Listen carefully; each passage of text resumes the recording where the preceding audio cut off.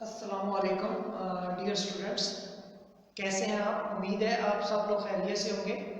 आज जो हम आज का जो हमारा लेक्चर है वो यूनिट 5 का लेक्चर 2 से रिलेटेड है, एक्सरसाइज 5.2 से। और इसमें सबसे ज़्यादा जो है वो हमें सेट की प्रॉपर्टी जो है वो उसके साथ इसका लिंक होगा। तो वो हम पहले डिस्कस कर लेते हैं ताकि जब हम एक्सरसाइज सॉल्व करने लगे तो हमें सॉल्व करना जो है वो थोड़ा कंपैरेटिवली हमारे लिए ज़्यादा इजी हो। ठीक है, आज जो है वो सबसे पहले हम कुछ प्रॉपर्टीज को डिस्कस कर लेते हैं जो यूनिट 5 की एक्सरसाइज 5.2 से जिनका जिनका बहुत ज़्यादा जिसमें इस्तेमाल होगा। उसमें सबसे पहली जो प्रॉपर्टी है वो है कम्यूटेटिव प्रॉपर्टी। कम्यूटेटिव प्रॉपर्टी जो है वो दो सेट से रिलेट करती है जिसमें दो सेट का जिक्र हो। जैसे फॉर एग्जांपल अगर हम कम्यूटेटिव प्रॉपर्टी ऑफ यूनियन को अगर की बात करें तो इसका मतलब ये होगा कि ये A union B equal to होगी बी यूनियन ए। इसका मतलब ये होगा कि अगर ए यूनियन बी पहले कर लिया जाए, यानी ए सेट को पहले रखें और बी सेट को बाद में, और इसका यूनियन मालूम किया जाए तो इसका रिजल्ट सेम वही होगा जो बी यूनियन ए का होगा। ठीक है, तो left hand side is equal to right hand side के रूल्स के हिसाब से दोनों का आंसर जो है वो एक होगा। तो ये ऐसी प्रॉपर्टी जो दो सेट से रिलेट कर रही हो और उनको चाहे यूनियन हो चाहे इंटरसेक्शन हो, तो दोनों में उसका जो आंसर है उसके रिजल्ट के ऊपर कोई फर्क नहीं पड़ता, वो एक ही होता है। इसके बाद जो थर्ड प्रॉपर्टी आती है एसोसिएटिव प्रॉपर्टी। एसोसिएटिव प्रॉपर्टी में तीन सेट का जिक्र होता है जिसमें ए बी सी, अगर फर्ज करें लेट हम अज्यूम कर लें ए बी सी तीन सेट है, तो इसमें हम उसको इस तरह मेंशन कर सकते हैं एसोसिएटिव प्रॉपर्टी को, ए यूनियन बी को पहले जवाब मालूम कर लिया जाए, फिर इसके जवाब को सी के साथ का यूनियन मालूम किया जाए तो उसका सेम वही रिजल्ट होगा जो हम ए बी यूनियन सी, यानी अगर बी यूनियन सी को पहले किया जाए और इधर से ए यूनियन बी को पहले सॉल्व किया जाए और फिर इसके आंसर्स को ये थर्ड सेट के साथ कंबाइन किया जाए तो सेम वही रिजल्ट होगा जो अगर हम सेकंड और थर्ड सेट को पहले मालूम करें और फिर उसका करें। ये सेम वही प्रॉपर्टी यूटिलाइज होगी यूनियन के ऊपर भी और इंटरसेक्शन के ऊपर भी सेम यही प्रॉपर्टी जो है वो अप्लाई होगी। तो A union B union C या ए जो है यूनियन बी और सी को इस तरह अगर मालूम करना चाहे तो ये एसोसिएटिव प्रॉपर्टी होगी। और अगर यहाँ यूनियन की जगह इंटरसेक्शंस का साइन ले ले तो भी ये प्रॉपर्टी सेम होल्ड करती है, लेकिन उस प्रॉपर्टी को हम कहेंगे एसोसिएटिव प्रॉपर्टी और इंटरसेक्शंस ऑफ इंटरसेक्शंस। ठीक है, इसके अलावा जो इसमें प्रॉपर्टी हम जिक्र करेंगे वो है डिस्ट्रीब्यूटिव प्रॉपर्टी। तो सबसे पहले जो हमारे पास डिस्ट्रीब्यूटिव प्रॉपर्टी है, distributive property of union over intersection. तो यूनियन ओवर इंटरसेक्शन का यहाँ पे क्या मतलब है कि यहाँ पे यूनियन पहले होगा और इंटरसेक्शन बाद में होगा। तो उसको मैं इस तरह लिखूंगा कि A union B intersect C. ठीक है, लेकिन इसमें इंटरसेक्ट पहले मालूम करना है और फिर उसके आंसर्स को यू के साथ करना है। तो इस प्रॉपर्टी को पढ़ेंगे A union distributive property of union over intersections. इसको हम इस तरह जो है वो पढ़ेंगे। ठीक है, तो इसके एग्जांपल जब मैं बच्चों को समझाता हूं तो एक हमने अपनी पिछली क्लासेस में हमने ये पढ़ा है 4 multiplied by A plus B. अगर ये 4 है, इसको हम ये तसव्वुर कर लें कि ये 4 है, तो हम इसको कैसे सॉल्व कर देते हैं कि ये इक्वल टू होता था 4a प्लस 4b, यानी 4 को a से मल्टीप्लाई किया, दरमियान में प्लस का साइन, और फिर 4 को b से किया।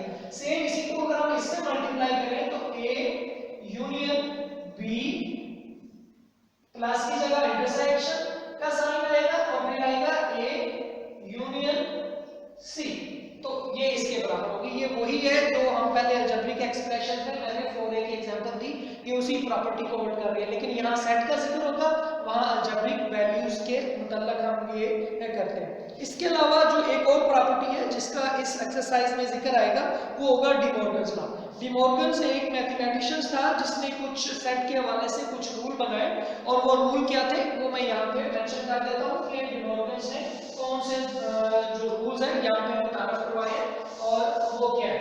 ठीक है, तो डिमॉर्गन ने जो रूल मुतारफ करवाए हैं वो 2 रूल है और वो कंप्लीमेंट से रिलेटेड है, यानी A union B whole complement is equal to A complement intersection B complement. ये रूल्स बड़े सिंपल से हैं, दोनों अल्टरनेटिव हैं, एक दूसरे की कॉपी कह लें कि अगर यहाँ यूनियन है तो यहाँ इंटरसेक्शन आएगा और यहाँ अगर होल है तो वहां पे इंडिविजुअल आएगा। इसको दोनों साइड को, लेफ्ट और राइट को, हम पहले और आगे आपस में चेंज करके लिख सकते हैं। ठीक है, तो इसमें हम इसको एक रूल ये और दूसरा रूल जो है A intersect B whole complement is equal to A complement union B complement. इसको हम इस तरह भी जो है वो मेंशन कर सकते हैं। तो इसमें ये 2 रूल है, फर्स्ट रूल ये है कि उसमें यूनियन है और इधर इंटरसेक्शन आ जाएगा, इधर होल है तो उधर इंडिविजुअल है। सेम दूसरा रूल भी है कि अगर इधर इंटरसेक्शन है तो दूसरी साइड पे क्या आ जाएगा, यूनियन, अगर एक साइड पे होल है तो दूसरी साइड पे इंडिविजुअल का जिक्र आएगा। ये कुछ प्रॉपर्टीज हैं जो इस एक्सरसाइज के लिए बहुत ज्यादा जरूरी थी। मैंने इसलिए जरूरी समझा कि आपको एक्सरसाइज करवाने से पहले इन प्रॉपर्टीज की थोड़ी ओरिएंटेशन दे दूं, ताकि ये प्रॉपर्टीज हमने पहले भी की हुई हैं और इनको हम दोबारा इसलिए कर रहे हैं ताकि हमें काम करने में हमें एक्सरसाइज को सॉल्व करने के लिए थोड़े आसानी हो जाए, रिकॉल इसलिए किया गया। अब जो हमारा यूनिट एक्सरसाइज है वो 5.2 है और 5.2 में इन्हीं प्रॉपर्टीज का जिक्र बार-बार आएगा, इसलिए आज की जो एक्सरसाइज है हमारी वो है यूनिट 5 की एक्सरसाइज 5.2 है। ठीक है, तो इसमें जो सबसे पहला सवाल है वो है अगर x जो है, और इसमें हमने करना क्या है, सिर्फ यूनियन और इंटरसेक्शंस की जो प्रॉपर्टी है उन्हीं को मालूम करना है। तो इसमें x सेट जो है हमारे पास वो है 1 3 5 7 और ये कंटिन्यू है 19 का। तो ये लग रहा है कि ये सेट जो है वो और नंबर्स का सेट है, तो इसमें मैंने ये सेट लिख दिया। इसी तरह y सेट है उसको भी मैं लिख देता हूं 0 2 4 6 और ये 20 तक। इसी तरह z सेट है मेरे पास और ये है 2 3 5 7 11 13 17 19 एंड 23। ये 3 मेरे पास सेट है। अब इस पहले सवाल में डिफरेंट आपके पास जो क्वेश्चंस है, पार्ट ऑफ क्वेश्चंस है वो दिए हुए हैं और उनमें से डिफरेंट है। हम चंद एक जो है वो क्लास में सॉल्व करेंगे और बाकी जो है वो आप घर में अपने नोटबुक के ऊपर या रजिस्टर्स के ऊपर इसको खुद सॉल्व करोगे। उसमें से मैं एक एग्जांपल लेता हूं जो आप लोगों ने करनी है और वो एग्जांपल्स है x union y intersection z, intersection z। तो इसमें अगर हम इसको सॉल्व करेंगे तो इसमें हमने सबसे पहले क्या करना है, y और z को जो है वो आप लोगों ने पहले सॉल्व करना है क्योंकि ये स्मॉल ब्रेसेस के अंदर, स्मॉल ब्रैकेट के अंदर दिया हुआ है। तो इसको सबसे पहले इसका जवाब मालूम करना है और फिर इसका जवाब को x के साथ आप लोगों ने सॉल्व करना है। तो y इंटरसेक्ट z को हम इस तरह लिखेंगे, y intersect z is equal to, y set पहले लिख लें 0 2 4 कंटिन्यू 20 तक और इसके इंटरसेक्शंस z सेट जो है 2 3 5 7 और ये 23 तक प्राइम नंबर्स हैं। तो इसमें अगर हम देखें कि कौन कौन सी चीजें कॉमन होंगी, तो अगर हम इसमें देखें कि इंटरसेक्ट में सिर्फ 2 जो है वही कॉमन मिल रहा है, बाकी सारे के सारे y, क्योंकि ये इवन नंबर है, इवन नंबर में कोई भी जो है वो वाले नंबर्स नहीं होंगे जो हमारे पास जो है वो प्राइम में हो। तो स्वाइप 2 के और कोई भी जो है वो इसमें शामिल नहीं हो सकता। तो इसका जवाब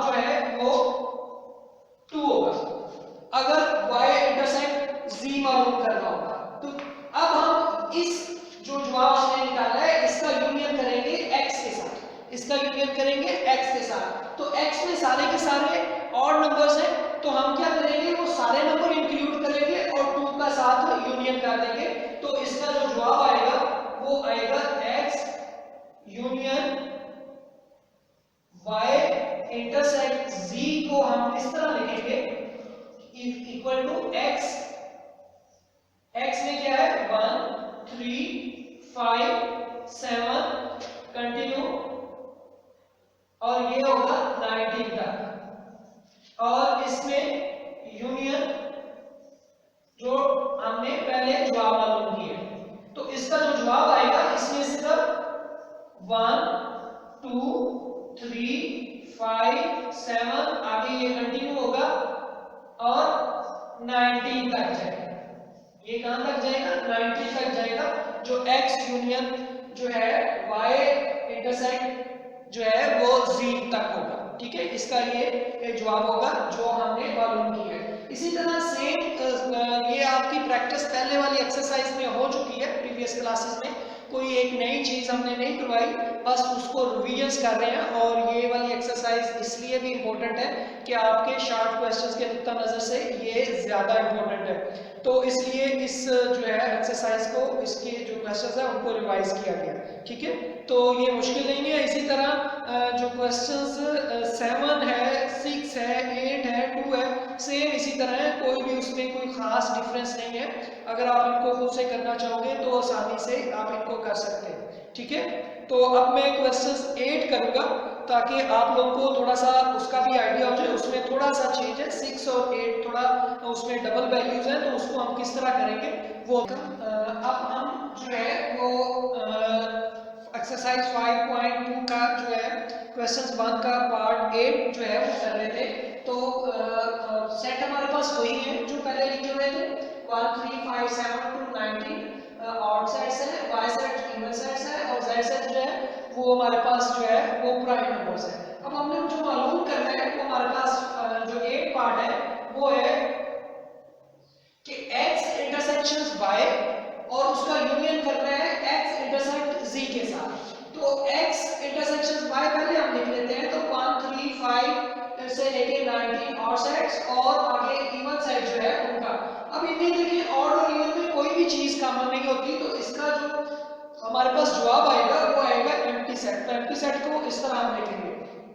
अब हम मालूम कर लेते हैं x इंटरसेक्शन z, यानी x को z के साथ इंटरसेक्ट करेंगे, तो इसमें x सेट लिख लिया और इसमें z सेट लिख लिया प्राइम नंबर्स का। तो इनमें अगर देखा जाए तो वो सारे के सारे प्राइम नंबर्स जो ऑड सेट ऑड में भी शामिल होते हैं वो सारे के सारे आ जाएंगे, क्योंकि ये 19 तक है इसलिए हम जो है वो 19 इसमें इंक्लूड करेंगे। तो इसका जवाब आएगा 3 5 7 11 13 17 एंड 19। तो अगर हम इन दोनों का इस वाले का और इस वाले का यूनियन मालूम करेंगे तो इसका जवाब भी सेम यही सेट होगा।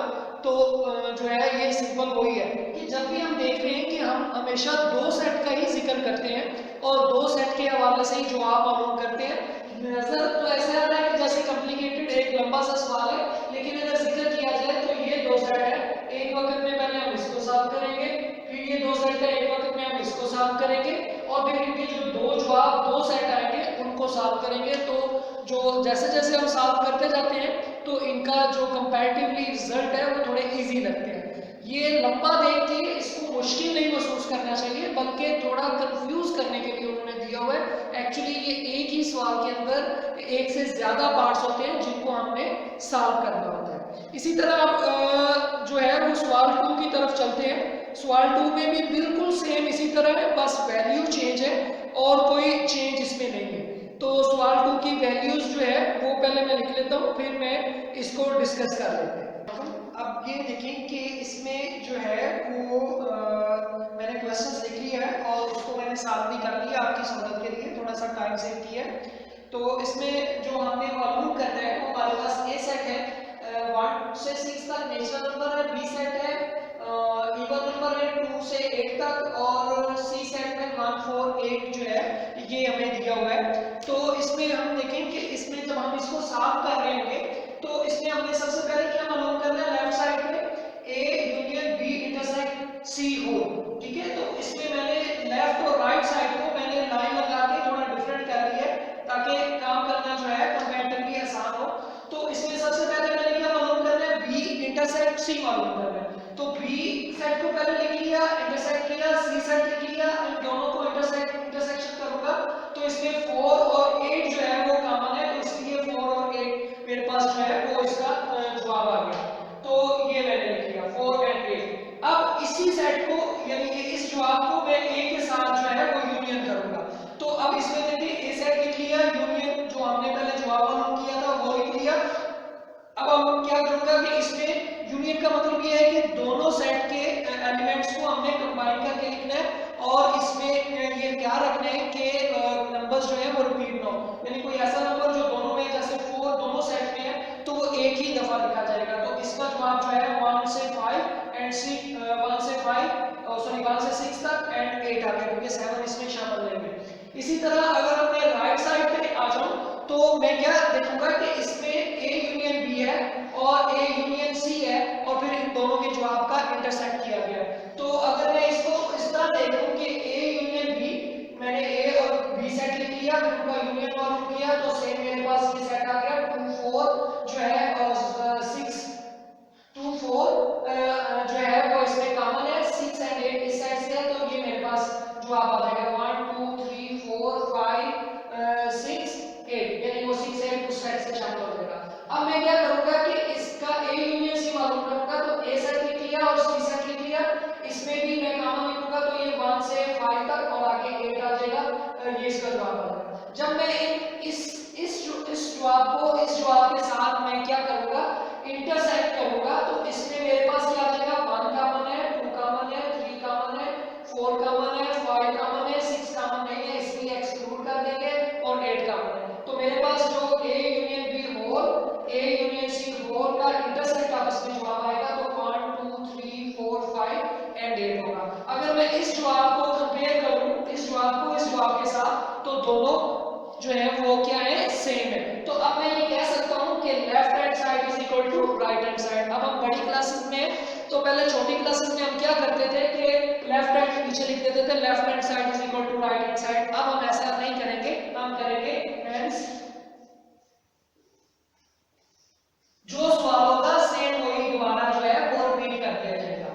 ए union B intersect C whole is equal to A union B A union C whole और उसका इंटरसेक्ट। तो हम कह सकते हैं हैंस ये जो है वो आपस में क्या होगा बराबर होगा। अब क्वेश्चंस 3 देख लेते हैं और क्वेश्चंस 3 भी सेम इसी तरह है, उसमें कोई खास नहीं है। उसमें उन्होंने क्या कहा है कि आपने इसको डिमॉर्गन्स लॉ को वेरीफाई करना है। अब डिमॉर्गन्स 2 लॉ है तो उन दोनों लॉज को हम क्या करेंगे वेरीफाई करेंगे। तो मैं पहले सवाल लिख लेता हूं फिर हम इसको जो है वो जी। अब इसमें जो हम सवाल है वो देखते हैं, सवाल नंबर 3। इसमें हमने क्या करना है वेरीफाइड डिमॉर्गन्स लॉ करना है। आपकी सहूलत के लिए मैंने क्या किया है कि मैंने सवाल को पहले से ही थोड़ा सा लिख लिया है ताकि हमें जो है वो थोड़ी सी सहूलत हो जाए। तो इसमें देखें कि हम जो है वो सवाल उसमें यू सेट लिख लिया है, यूनिवर्सल सेट है, ठीक है। और इसमें जो है ए सेट लिख लिया है वो 1 3 5 7 9 है, बी सेट लिख लिया 2 3 5 7 है। अब हमने हमारा जो डिमॉर्गन्स लॉ है उसका पहला जो लॉ है वो A intersect B whole complement is equal to A complement union B complement है। तो इसमें सबसे पहले हम इसकी लेफ्ट साइड को पहले साथ में लेते हैं तो ए इंटरसेक्ट बी मालूम कर लेते हैं। तो ए और बी का इंटरसेक्ट करें तो इसमें क्या है 3 कॉमन है, 5 कॉमन है और 7 कॉमन है, तो वो हमने इंटरसेक्ट किया। अब हम इसको क्या करते हैं कि इसका कंप्लीमेंट यानी इसका कंप्लीमेंट करते हैं यू, और कंप्लीमेंट का मतलब क्या होता है यू में से ये वैल्यूज निकाल देनी है और बाकी यू के सारे एलिमेंट्स को हमने लिख देने हैं। तो अगर हम इसका कंप्लीमेंट मालूम करेंगे 3 5 और 7 इसमें से नहीं लिखना, बाकी यू के सारे एलिमेंट्स लिख लेने हैं। तो 1 2 4 6 8 9 10 जो है वो हमने लिख लिया। अब आगे हमें क्या करना है ए कंप्लीमेंट और बी कंप्लीमेंट मालूम करना है पहले और फिर उसका यूनियन करेंगे। तो ए कंप्लीमेंट भी बिल्कुल वैसे ही कि यू में से ए सेट निकालेंगे तो ए के सारे एलिमेंट इसमें से निकाल देंगे तो जो बाकी हमारे पास बचेंगे वो आएगा 2 आ जाएगा, 4 आ जाएगा, 6 आ जाएगा, 8 आ जाएगा और 10 आ जाएगा। इसी तरह बी की अगर हम निकाल दें तो 1 आ जाएगा, 4 आ जाएगा, 6 आ जाएगा,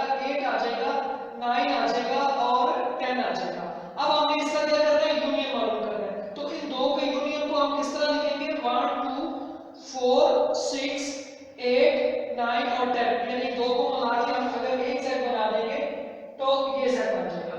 अगर हम इसको जवाब को देखें कि A intersect B whole complement, A complement union B complement, इसका और इसके जवाब को चेक करें तो दोनों जवाब एक है। तो हम कह सकते हैं कि A intersect B whole complement is equal to A complement union B complement. ये पहला लॉ जो है डी मॉर्गन्स का, इससे प्रूफ कर दिया। अब इस तरफ आ जाए, डी मॉर्गन्स का मैंने सेकंड लॉ लिखा है, इसमें A union B whole complement है is equal to A complement intersect B complement है। बस इसमें फर्क ये है कि इधर अगर इंटरसेक्शन तो यूनियन था तो इसमें यूनियन पहले आ गया और इंटरसेक्ट बाद में है। अब इसमें पहले ए यूनियन बी मालूम करते हैं, तो दोनों को कंबाइन करूंगा, ए और यूनियन बी को कंबाइन करूंगा तो मेरे पास आ जाएगा 1 2 3 5 7 9 और ब्रैकेट क्लोज कर देंगे, ठीक है, ए यूनियन बी आ जाएगा। अब इसका कंप्लीमेंट मालूम करूंगा यूनिवर्सल के साथ, तो इसके सारे ये नंबर्स जो है वो यहाँ पे जो लिखे हुए हैं वो मैं यूनिवर्सल से निकाल दूंगा और यूनिवर्सल यू सेट के बाकी एलिमेंट लिख दूंगा, तो वो आ जाते हैं 4 6 8 और 10 आ जाएंगे। अब हमने यहाँ पे मालूम करना है ए कंप्लीमेंट इंटरसेक्ट बी कंप्लीमेंट, तो ए सेट ए कंप्लीमेंट भी पहले हमने मालूम किया हुआ है वो हम यहाँ पे लिख सकते हैं, बी कंप्लीमेंट भी पहले हमने मालूम किया वो हम यहाँ पे लिख सकते हैं। और अगर ना भी लिखना चाहें तो कोई जरूरी नहीं है, टीचर समझ सकता है कि अगर आप साइड बाय साइड करेंगे तो ऊपर आपने किया हुआ है तो वहां से चेक किया जा सकता है। अब ए कंप्लीमेंट इंटरसेक्ट बी कंप्लीमेंट, इन दोनों में अगर देखा जाए तो 4 कॉमन है, 6 कॉमन है, 8 कॉमन है और 10 कॉमन है, तो वो हमने 4 6 8 और 10 लिख दिया। अब ये अलग अलग है, अगर हम ये देखा जाए कि इसका जवाब और इसका जवाब दोनों जो है वो एक जैसे हैं, तो हम कह सकते हैं कि A union B whole complement is equal to A complement intersections B complement, तो दोनों उसके जवाब के बराबर आ गए। ये दोनों एक साइड पे मैंने फर्स्ट लॉ को प्रूफ किया और सेकंड साइड पे मैंने सेकंड लॉ को प्रूफ किया है। ये सेकंड लॉ जो है अगर वो एक प्रूफ हो जाता है तो उसका जवाब जो है जवाब डिफरेंट हो। चले इसमें अब हम जिक्र करते हैं क्वेश्चन 4 का। इसमें हमारे पास यूनिवर्सल सेट है 1 से 20 तक, वाई सेट है 1 3 5 7 9 11 13 15 17, ये हमारे पास जो है वो वाई सेट है, मैंने सारे और नंबर्स लिख दिए हैं। एक्स सेट जो है हमारे पास 1 3 7 9 15 18 एंड 20 है, ये मेरे पास एक्स सेट है। ये मैंने वाई सेट इसलिए पहले लिखा क्योंकि मैंने वाई डिफरेंस एक्स मालूम करना है, तो इसलिए मैंने वाई को पहले लिख दिया। तो वाई डिफरेंस एक्स मालूम करें तो जो मिलते हैं उसको हमने नहीं लिखना, जो नहीं मिलेंगे जैसे ये नहीं मिल रहा इसको हमने लिख दिया, 11 इसमें नहीं है इसलिए लिख दिया, 13 इस एक्स में नहीं है इसलिए लिख दिया, 17 एक्स में नहीं है इसलिए, यानी जो कॉमन है एक्स और वाई में वो हमने छोड़ देने हैं वाई के, बाकी वाई के जो एलिमेंट रह जाएंगे वो लिखेंगे। तो इसका मतलब होता है वाई डिफरेंस एक्स यानी वाई माइनस एक्स हम इसको कह सकते हैं।